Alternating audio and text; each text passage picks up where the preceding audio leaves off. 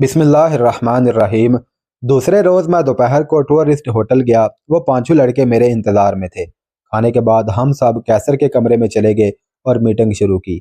मैंने उन्हें यहाँ के तमाम हालात तफसीलन बताकर कहा कि मुक्ति बाहिनी के 8 आदमी पूरी आज़ादी के साथ अपनी सरगर्मियों में मसरूफ़ हैं, उन्हें ठिकाने लगाना है। मैंने उन्हें बताया कि एक बिहारी मुहाजिर भी हमारे साथ इस काम में शरीक होगा और पहला शिकार वही करेगा। सब लड़के अपने साथ पिस्तौल और चाकू लाए थे। मैंने उन्हें कहा कि यहाँ सिर्फ चाकू इस्तेमाल करने हैं, क्योंकि बारूदी असलहा की आवाज़ से हमसाए फ़ौरन बेदार हो जाएंगे। मैंने उन्हें कहा कि अगर रोज़ एक दो शिकार किया जाए तो पुलिस भी चौकन्नी हो जाएगी, और चूंकि उनका आपस में राबता है वो भी होशियार हो जाएंगे। इस तरह सब अपने अंजाम को नहीं पहुँच पाएंगे, इसलिए एक रात में ही सब को ठिकाने लगाने का प्रोग्राम बनाना है। बिल्लाखिर फैसला हुआ कि आज जो मोहसन ने एक को मारना है उसको मुलतवी कर दिया जाए और मोहसन लड़कों को उनके घर और शक्लें दिखा दे। बाकी लड़के फरार के रास्ते खुद देख लेंगे। मुक्ति बाहिनी वालों की टाइमिंग नोट की जाएगी कि कब वो महफल बर्खास्त करके अपने घरों में जाते हैं। जब सारा प्लान तैयार हो जाएगा फिर मोहसन को मिलाकर 6 आदमियों की 2 पार्टियां बनाई जाएंगी और एक रात में ही काम मुकम्मल किया जाएगा। मैं दोनों ग्रुपों की निगरानी करूंगा और अगर ज़रूरत पड़े तो असलहा इस्तेमाल करूंगा। पहला ग्रुप रात 9 बजे अपना काम शुरू करेगा, जबकि दूसरा ग्रुप उसकी निगरानी करेगा। जब वो अपना मिशन मुकम्मल कर लेगा तो दूसरा ग्रुप अपना मिशन शुरू करेगा और पहला उसको कवर देगा। दोनों ग्रुपों ने दस्ताने लाजमी पहने होंगे। काम ख़त्म होने के बाद सब अपने चाकू मुझे जमा करवा देंगे और मैं उन्हें शहर से कहीं दूर पहाड़ों में फेंक आऊँगा। ये तमाम तफसीलात तय करने के बाद मैं होटल जाने लगा तो ऐसे लगा कि कैसर मुझसे कोई बात करना चाहता हो। चनाचे मैं उसे अपने साथ ले आया। होटल पहुंचकर मैंने काफ़ी का आर्डर दिया और कैसर से दहली के हालात पूछे। उसने बताया कि लड़कों का जोश और सरगर्मियां ख़त्म होकर रह गई हैं। गैराज में जहां हर शाम लड़के इकट्ठे होते थे अब कभी कभी आते हैं और इधर उधर की बातें करके चले जाते हैं। मैंने वजह पूछी तो पहले तो वो जवाब देने से कतराया, लेकिन मेरे जोर देने पर वो फट पड़ा और कहा, आपने जिस जज्बे और मेहनत से तरबियत दी थी वो अब मफकूद है। आपके जाने के बाद जब तक हबीब ग्रुप लीडर रहा वो बिल्कुल आपकी तरह हमारे साथ घुल मिल कर रहा। आपकी कमी तो महसूस होती थी, मगर उसने हमारी जोश और वलवले में ज़रा भी कमी नहीं आने दी। लेकिन जब से नया ग्रुप लीडर आया है हालात बिल्कुल बदल गए हैं। उसने हबीब और साथियों को हमसे मिलने से रोक दिया है। उसने अपनी रिहाइश अब तक नज़ीर के यहाँ अपने साथियों के साथ रखी हुई है। हम पहले की तरह हबीब और साथियों से मिलने गए तो वो हमारे साथ बड़ी रिखाई से पेश आया। उसके रवैये से लड़के बददिल हो चुके हैं। ये सब कुछ बताकर कैसर ने मुझे नज़ीर का ख़त दिया। नज़ीर ने लिखा था कि अपनी जवान बच्चियों की वजह से मैं अब भी घर में रहता हूँ। जब आप पकड़े गए तो हमें हर वक्त डर लगा रहता कि अब भारतीय फ़ौज हमारे घर पर धावा बोल देगी, मगर आपके फरार होकर आने और दहली से जाने तक ऐसा कुछ ना हुआ। सब हैरियत है, लेकिन आपके जाने के बाद हम सब की फैमिलीज़ के अंदर एक अनजाना खौफ है। मैंने हबीब से बात की तो उसने कहा कि नए लीडर के आने तक मोहलत चाहिए। मैं मान गया, मगर जब नया लीडर आया तो उनको एक और फ्लैट दिखाया गया और रहाइश तब्दील करने का कहा, मगर वो अभी तक वही है। मुझे डर लगा रहता है कि किसी टाइम कुछ भी हो सकता है। मैंने पाकिस्तानी मुसलमान भाई होने के नाते सब बर्दाश्त किया है। प्लीज़ मुझे अब इस मुसीबत से नजात की कुछ तरकीब करें। मैंने खत पढ़कर कैसर की तरफ बढ़ा दिया। कैसर मेरे चेहरे पर परेशानी वाज़े देख रहा था। कैसर ने कहा कि नज़ीर ने यह खत मुझे पढ़ाकर ही लिफाफे में बंद किया था। मैंने हबीब से भी यहाँ आने से पहले इस मसले पर बात की थी। वो सब कुछ जानते हुए भी मजबूर है। डाक का पैकेट ग्रुप लीडर अपने सामने पैक करवाता है और उसी घर में रहने की वजह से ट्रांसमीटर पर भी मुख्तसर पैगाम उसी की मौजूदगी में भेजा और रिसीव किया जाता है। नज़ीर ने यह खत आपको अपनी आखिरी कोशिश समझते हुए भेजा है। अगर जल्दी ही उसे कोई मुस्बत जवाब ना मिला तो हम गैराज वाले ये मामला अपने हाथ में ले लेंगे। और आप तो हमें जानते ही हैं कि हम अगर पाकिस्तान के लिए भारतीय DMI से टकरा सकते हैं तो अपनी बहनों की इज्जत के लिए एक पाकिस्तानी लावारस जासूस के साथ क्या कर सकते हैं। मैंने उसे तसल्ली दी और कहा कि मैं कोशिश करूंगा कि यह मसला जल्द अज जल्द हल हो जाए। 3 रोज़ बाद पाकिस्तान जाने वाली डाक में मैंने नज़ीर का ख़त और कैसर से होने वाली बातचीत और उसके इरादों के मुतल्लिक़ तफसील से लिखा। फिर मुझे बाद में जब तक मैं नेपाल में रहा कैसर और दूसरों से रब्ता रहा تو ان سے معلوم ہوا کہ میرا خط پاکستان پہنچنے کے بعد اس گروپ لیڈر کو واپس بلا لیا گیا اور حبیب کو گروپ لیڈر بنا دیا گیا، اور انہوں نے سرائے بیرم خان میں ایک فلیٹ کرائے پر حاصل کر لیا، وہاں شفٹ ہو گئے تھے۔ اس طرح میری کوششوں سے جو میں نے بھارت میں ایک گروپ تشکیل دیا تھا وہ بکھرنے سے بچ گیا۔ آئندہ 3 روز تک ہم نے ان 8 مکتی باہنی کے کارندوں کی مکمل چھان بین کی، ان کے اوقات اور ان کے متعلق ہر قسم کی معلومات حاصل کرتے ہوئے محسن کی رہنمائی میں گزار دیے۔ جب ہمیں ان کے متعلق مکمل تسلی ہو گئی کہ ان کے متعلق تمام معلومات اکٹھی کر چکے ہیں، تو ہم نے بازار سے دستانے اور دیگر سامان خرید لیا۔ کیونکہ کھٹمنڈو کی زمین پتھریلی تھی، اس لیے جوتوں کے نشانوں کی فکر ہی نہیں تھی، بس کاروائی والی رات کا تعین باقی رہ گیا تھا۔ اسی سوچ میں تھے کہ ایک اور مسئلہ بن گیا، وہ یہ کہ کھٹمنڈو میں ہوٹلز میں رہنے والے زیادہ تر سیاح تھے جو غیر ملکی تھے، اور ان کا مشغلہ نیپال کی پہاڑیوں کو سر کرنا تھا۔ وہ صبح سویرے نکل جاتے اور شام کو واپس آتے تھے۔ اکثر ایسا ہوتا کہ نیپالی جرائم پیشہ لوگ ان سیاحوں کو لوٹ لیتے تھے، جس کی وجہ سے کھٹمنڈو کے تھانوں میں کافی زیادہ FIR درج ہونے لگی۔ تو حکومت نے یوں کیا کہ ہوٹل میں واپسی کا لاسٹ رات 8 بجے کا ٹائم رکھا، اور تمام ہوٹلز کو اطلاع دی گئی کہ وہ تمام ہوٹلز میں رہنے والوں کی رپورٹ 8 بجے تک متعلقہ تھانے میں ہر روز جمع کروائیں۔ اس طرح جرائم پر کچھ قابو پڑ گیا تھا، لیکن ہمارا مشن تو 9 بجے شروع ہونا تھا۔ اگر ہم رات کو اپنے ہوٹلز میں نہ ہوتے تو صبح 8 قتلوں کے شک میں ہمیں گرفتار کر لیا جاتا۔ میرے ساتھ لڑکے بھی اس کیس میں پھنس جاتے۔ جب یہ مسئلہ سامنے آیا تو ہم نے عارضی طور پر مشن ملتوی کر دیا۔ میرا ہوٹل وسیع رقبے پر پھیلا ہوا تھا اور 2 منزلہ تھا۔ میں اپنے کمرے کی عقبی کھڑکی کے ذریعے بآسانی اتر سکتا تھا اور باہر سے واپس آ کر چیک ان ہو سکتا تھا۔ دوسرے دن میں نے کیسر سے مشورہ کیا، لہٰذا اگلے دن وہ بھی ہوٹل میں عارضی طور پر انٹر ہو گئے۔ اب مسئلہ یہ تھا کہ ہوٹل کی بجلی بند کی جائے، کیونکہ لان میں نیلگو روشنی تھی جس سے گارڈز ہمیں کھڑکیوں سے اترتے ہوئے دیکھ سکتے تھے۔ اگر بجلی بند ہو جاتی ہے تو گارڈ مین گیٹ کی طرف متوجہ ہو جاتے ہیں اور ہمیں نکل بھاگنے کا موقع مل جاتا ہے۔ اب ہمیں ہوٹل کے مین سوئچ روم کی تلاش تھی، جو جلد ہی مل گیا۔ کیسر وہاں ٹہلنے لگا، باقی تینوں اپنی پوزیشنز میں کھڑے ہو گئے۔ میں نے ریسیپشن پر جا کر ان سے بروشر مانگ کر انہیں ادھر الجھا دیا۔ اچانک ایک لڑکے نے چلانا شروع کر دیا۔ اس نے قالین کے نیچے سانپ کو گھستے دیکھا ہے۔ اب ادھر متوجہ ہو گئے۔ اس دوران کیسر نے اپنی کاروائی مکمل کر لی اور ہمیں اشارہ کیا۔ ہم ایک ایک کر کے وہاں سے نکل گئے۔ کیسر نے بند مین سوئچ کا ایک فیوز نکال لیا اور مجھے دیتے ہوئے کہا کہ اس جیسے 2 فیوز لانے ہیں۔ باقی لڑکے روم میں چلے گئے، جبکہ میں اور کیسر بازار سے 1 گھنٹے میں 2 فیوز خرید لائے۔ اصلی فیوز کیسر نے موقع ملتے ہی وہاں لگا دیا۔ اب ہم نے اپنے مشن کی باقی جزیات پر غور کیا۔ کیسر نے لائٹ آف کرنی تھی۔ کیسر نے کہا کہ اگر ہمیں گراؤنڈ فلور میں ایک کمرہ مل جائے تو ہمیں رسیوں والے جھنجھٹ سے چھٹکارا مل سکتا ہے۔ لہذا اگلے دن محسن بریف کیس میں اپنے کپڑے ڈال کر لے آیا اور اس نے گراؤنڈ فلور پر کمرہ کرائے پر لے لیا۔ ہم بازار گئے اور سب کے لیے خاکی اوور کوٹ خرید لیے جو نیپالی پولیس پہنتی تھی۔ اب ہم ہر طرح سے مشن کے لیے تیار تھے اور ہمیں آج رات ہی مشن سر انجام دینا تھا۔ ہمارا آپریشن 3 حصوں پر منقسم تھا۔ پہلا حصہ ہوٹل سے لائٹ آف کر کے نکلنا، دوسرا مکتی باہنی والوں کو گروپس میں منقسم ہو کر ٹھکانے لگانا، اور تیسرا کسی کی نظر میں آئے بغیر واپس ہوٹل اپنے روم میں پہنچنا۔ آپریشن کا سٹارٹ ٹائم رات 10 بجے منتخب کیا گیا۔ ٹھیک 10 بجے کیسر کی ہدایت کے مطابق فرسٹ فلور کے لڑکے نے اپنے کمرے اور کیسر کے کمرے کے لیمپس کے بلب اتار کر بلب ہولڈر میں کرنسی سکے رکھ کر سوئچ آن کرنے تھے تاکہ شارٹ سرکٹ کے باعث دونوں فلورز کی لائٹس آف ہو جائیں۔ لائٹس آف ہوتے ہی کیسر نے سوئچ بورڈ میں بازار سے خریدے گئے فیوز لگانے تھے جن کی تاریں کٹی ہوئی تھی، اور پھر ہم سب نے کھڑکی کے راستے نکل کر ہوٹل کے باہر پارکنگ ایریا سے باہر کھڑی گاڑی تک پہنچنا تھا۔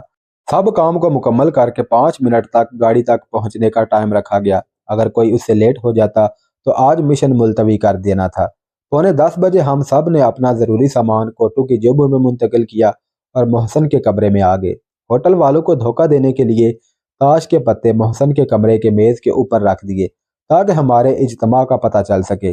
9:50 پر ایک لڑکا جس کی ڈیوٹی بلب نکال کر سکہ رکھنا تھا اپنا کوٹ ہمارے پاس رکھ کر اوپر والی منزل پر گیا۔ ٹھیک 10 بجے بتیاں گل ہو گئی اور اسی دوران کیسر نے اپنا کام مکمل کر دیا۔ اوپر والا لڑکا بھی نیچے آ گیا۔ ہوٹل مکمل اندھیرے میں ڈوب گیا۔ ہم بغیر وقت ضائع کیے کھڑکی کے راستے باہر نکلے اور گاڑی تک پہنچ گئے۔ گاڑی میں لڑکے پیچھے اور محسن اور میں آگے بیٹھ گئے۔ میں ڈرائیو کر رہا تھا اور محسن مجھے گائیڈ کر رہا تھا۔ مطلوبہ جگہ پر پہنچ کر مین روڈ سے ہٹ کر ہم نے گاڑی روکی اور ہم سب ایک گلی میں گم ہو گئے۔ تقریباً 1.5 گھنٹے بعد پہلا گروپ واپس آیا اور گاڑی میں بیٹھ کر دوسرے ٹارگٹ کی طرف روانہ ہو گئے۔ 1 میل چلنے کے بعد محسن نے پھر گاڑی رکوائی اور اس ٹارگٹ کو ہٹ کرنے میں بھی تقریباً 1.5 گھنٹہ لگا۔ پھر تیسرے ٹارگٹ کی طرف روانہ ہو گئے۔ تیسرا ٹارگٹ شہر کی دوسری جانب نیپالی آبادی کے جھرمٹ میں ایک بلڈنگ کی تیسری منزل پر تھا۔ چونکہ یہ تھوڑا مشکل ٹارگٹ تھا، اس لیے ساتھیوں کو کور دینے کے لیے میں بلڈنگ کی سیڑھیوں کے دروازے پر پسٹل لے کر کھڑا ہو گیا۔ تھوڑی دیر بعد دروازے کھلنے اور بند ہونے کی آوازیں آئیں اور پھر میرے ساتھی بھاگتے ہوئے نیچے اترے اور گاڑی میں بیٹھ گئے۔ محسن نے کہا کہ اب جلدی جلدی ہوٹل پہنچو۔ میں گاڑی تیز چلاتے ہوئے جب ہوٹل کے قریب پہنچا تو دیکھا کہ سب لائٹس آن ہو چکی ہیں۔ میں نے وہیں سے گاڑی موڑی اور سیدھا شیر پنجاب ہوٹل پہنچ گیا۔ ملازم صفائی وغیرہ کر رہے تھے۔ میں نے ان سے کہا کہ سردار جی کو بلائیں۔ سردار جی آ گئے اور میں نے کہا کہ آج کی رات آپ کے ہاں بتانی ہے، اس لیے کچھ بندوبست کریں۔ اس وقت اور تو کچھ نہ ہو سکتا تھا۔ اس نے ٹیبل جوڑ کر ان کے اوپر چادریں بچھا دی۔ میں نے سردار جی سے کہا کہ اپنے ملازمین کو سختی سے ہدایت کریں کہ ہمارے یہاں آنے کا کسی سے ذکر نہ کریں۔ سردار جی نے ایکٹنگ شروع کر دی۔ کافی دیر ایکٹنگ کرنے کے بعد اس نے ملازمین سے کہا کہ اگر آپ میں سے کسی نے ان کے متعلق بتایا کہ یہ لوگ رات یہاں بتا کر گئے ہیں تو میری عزت حاک میں مل جائے گی اور میں کسی کو منہ دکھانے کے قابل نہیں رہوں گا، اور پھر میں تم سب کو قتل کر کے خود بھی آتما ہتیا کر لوں گا۔ ملازمین نے جب اپنے سردار کی یہ حالت دیکھی تو انہوں نے کہا کہ ہم کسی سے بھی اس بات کا ذکر نہیں کریں گے، بلکہ بھول جائیں گے کہ یہ لوگ یہاں آئے تھے۔ اس کے بعد کیسر، میں اور سردار جی باہر آ گئے۔ کیسر نے بتایا کہ دستانے اور چاقو گاڑی کی پچھلی سیٹ کے پیچھے پڑے ہوئے ہیں۔ میں نے کیسر کو اندر بھیجا اور سردار سے کہا کہ ایسی جگہ چلیں جہاں بہت گہری کھائیاں ہوں، کچھ سامان وہاں پھینکنا ہے۔ سردار نے کہا کہ آؤ۔ گاڑی میں بیٹھ کر ہم روانہ ہو گئے۔ سردار نے پوچھا تو میں نے کہا کہ بعد میں بتاؤں گا۔ گہری کھائیوں والے ایریا میں پہنچ کر میں نے سب چاقو وہاں ایک بہت گہری کھائی میں پھینک دیے اور واپس ہوٹل آ گئے۔ پھر سردار سے کہا کہ آگ جلواؤ۔ آگ جل گئی تو میں نے دستانے اس میں جلا دیے اور پھر سردار کو کہا کہ گاڑی اندر باہر سے اچھی طرح دھلوا دو۔ یہ کام بھی ہو گیا۔ لڑکوں کے کوٹوں پر خون کے دھبے لگے ہوئے تھے، انہوں نے وہ بھی دھو دیے۔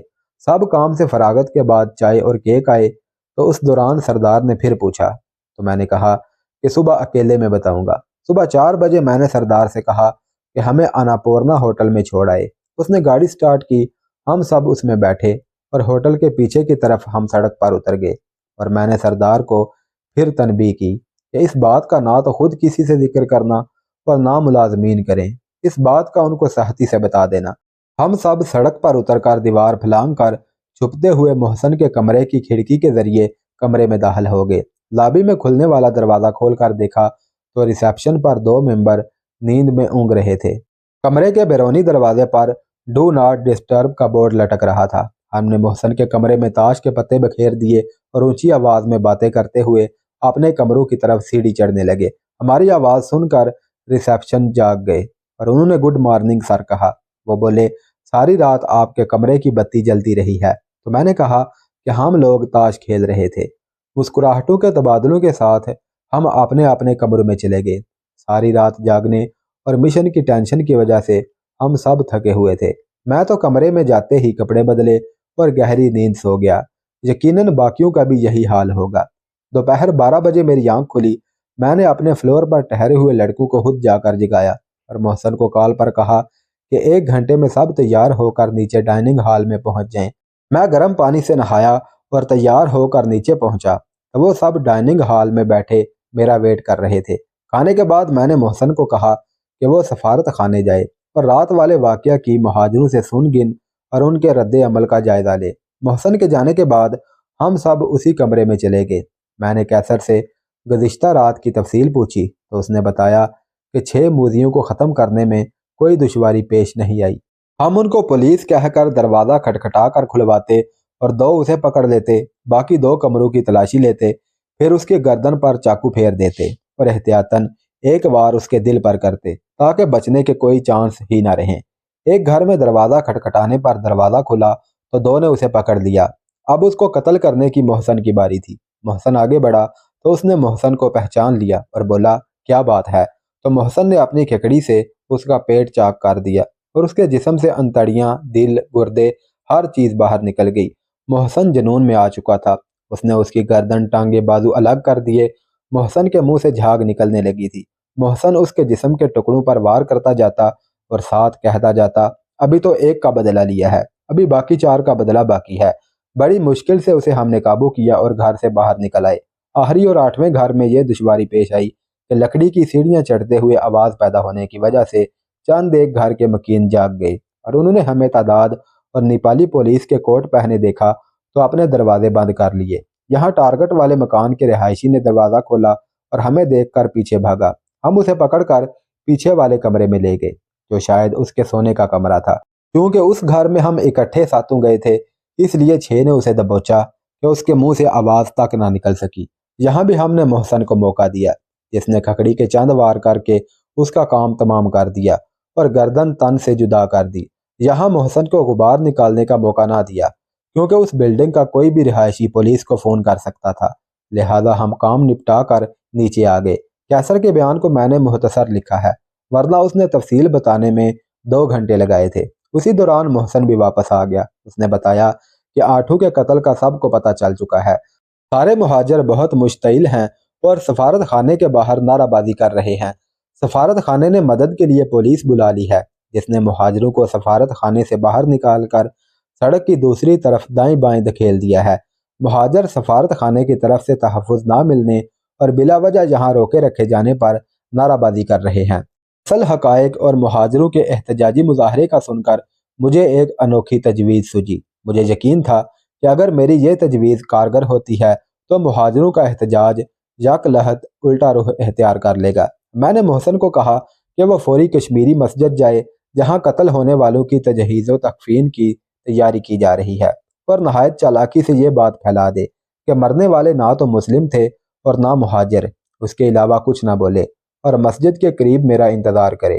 محسن کے جانے کے 30 منٹ بعد میں نے لڑکوں سے کہا کہ وہ کمروں میں رہیں یا بازار کی سیر کر آئیں۔ یہ کہہ کر میں نے سائیکل رکشہ لیا اور کشمیری مسجد کی طرف چل دیا۔ کشمیری مسجد کے قریب پہنچا تو دیکھا کہ محسن ایک طرف کھڑا میرا انتظار کر رہا تھا۔ اس نے بتایا کہ اس نے یہ بات پھیلا دی ہے لیکن لاشیں پوسٹ مارٹم ہو کر ابھی تک یہاں نہیں پہنچی۔ قریباً 3000 لوگ ان کا جنازہ پڑھنے کے لیے وہاں کھڑے تھے۔ کٹمنڈو میں کشمیری مسجد کا ہونا عجیب بات تھی۔ اس کے پیچھے کہانی یہ تھی کہ کشمیر کے راجہ کے ظلم سے کشمیر کا ایک خاندان کٹمنڈو آ کر آباد ہو گیا۔ رفتہ رفتہ ان کا کاروبار چمکا تو اور بھی کشمیر سے لوگ یہاں آ کر آباد ہو گئے۔ انہوں نے یہاں ایک محلہ بسایا جس کا نام کشمیری محلہ رکھا اور کشمیری مسجد بنائی، اور اب یہ لوگ مسلمانوں کی بے لوث خدمت کرتے تھے۔ ان 8 مہاجروں کے جنازے کا بھی ان لوگوں نے پورا بندوبست کیا ہوا تھا۔ ان میں چند معتبر ایک کوٹھی کے لان میں بیٹھے ہوئے تھے۔ میں ان کے پاس گیا، سلام کیا۔ ان سے میری واقفیت تو نہ تھی لیکن وہ لوگ بڑے اتفاق سے ملے۔ میں نے بتایا کہ میں چٹا گانگ میں ملازم تھا، بڑی مشکل سے کھٹمنڈو پہنچا ہوں اور اب پاکستان جانے کے انتظار میں ہوں۔ چونکہ گزشتہ رات بہت بڑا واقعہ ہوا تھا لہذا جلد ہی موضوع اس طرف پھر گیا۔ میں نے باتوں کے درمیان کہا کہ میں نے یہاں آ کر سنا ہے کہ مرنے والے غیر مسلم تھے۔ وہ سب میری بات سن کر ہنسنے لگے اور بولے یہ کیسے ہو سکتا ہے؟ میں نے کہا کہ بے شک یہ افواہ ہی صحیح مگر تصدیق کرنے میں کیا حرج ہے۔ الغرض میرے زور دینے پر وہ رضامند ہو گئے اور بولے کہ غسال کو کہہ دیں گے کہ غسل دیتے وقت وہ اس بات کی اصلیت کو جانچے۔ میتیں آئیں تو مہاجروں کا جوش و خروش بہت بڑھ گیا۔ یہاں بھی پاکستانی سفارت خانے اور نیپالی پولیس کے خلاف نعرے بازی شروع ہو گئی۔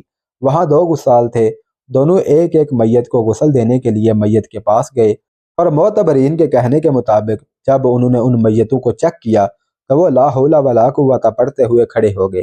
غسال نے سرگوشی میں مہاجروں کو بتایا کہ یہ دونوں غیر مسلم ہیں۔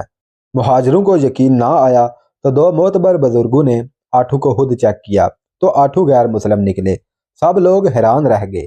اب غسل دینا تو ایک طرف، وہاں پر سب یہ کہنا شروع ہو گئے کہ لاشوں کو ہندوؤں کے حوالے کر دیا جائے۔